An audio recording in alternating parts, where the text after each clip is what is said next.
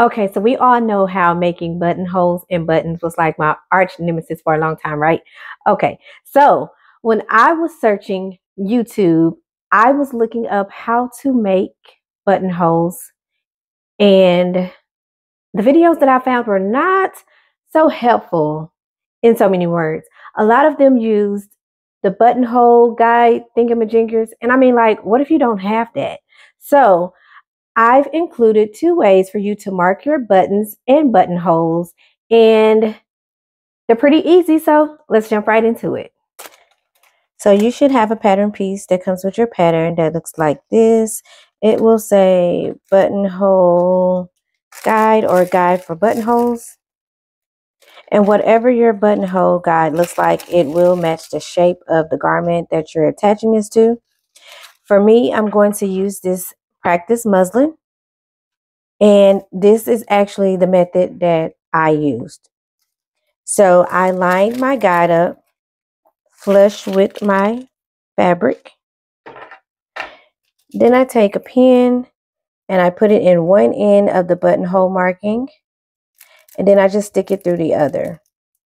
Now this is not the original pattern piece. I trace my pattern pieces. So this is the one that I actually traced. And I'll show you one more.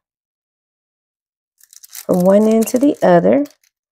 And then you just decide if you're going to use the bottom or the top of where you pinned to mark your buttonholes so that you'll have consistency all the way down. For me, I use the bottom of my pin.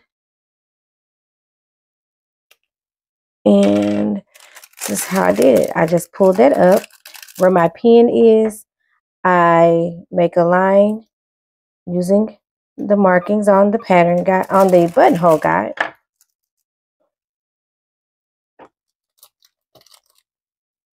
And then I do the same here. Okay. Then once I've marked those, I take my pin out, take my pattern guide off, and then you're going to take this to your sewing machine and make your buttonholes. Now make sure that you read your manual to see how your machine makes buttonholes. Some start from the back and work their way forward. Some start from the front and work their way backward. But make sure you use the method that is best for your sewing machine. And then come back here and I'll show you how to finish.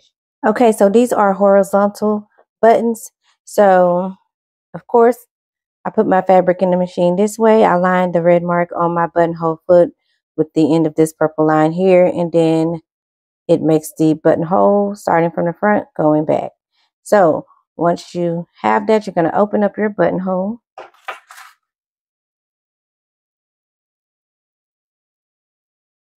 And be careful not to cut through your stitching on the other end.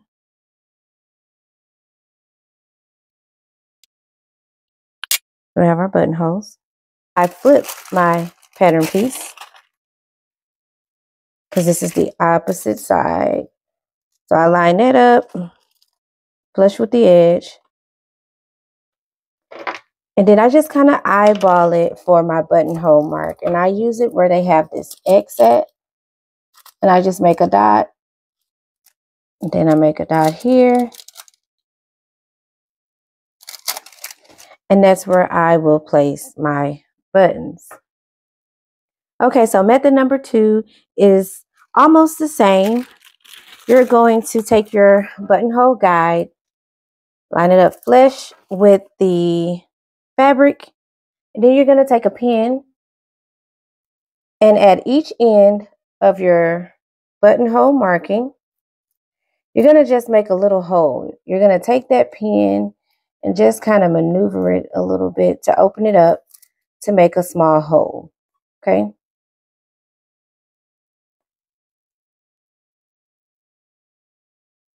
And once you've made your holes, you're just going to take your marking pin and just mark right over where you made that hole. I'll just do it bigger just to make sure I get it. Then you'll do the same here.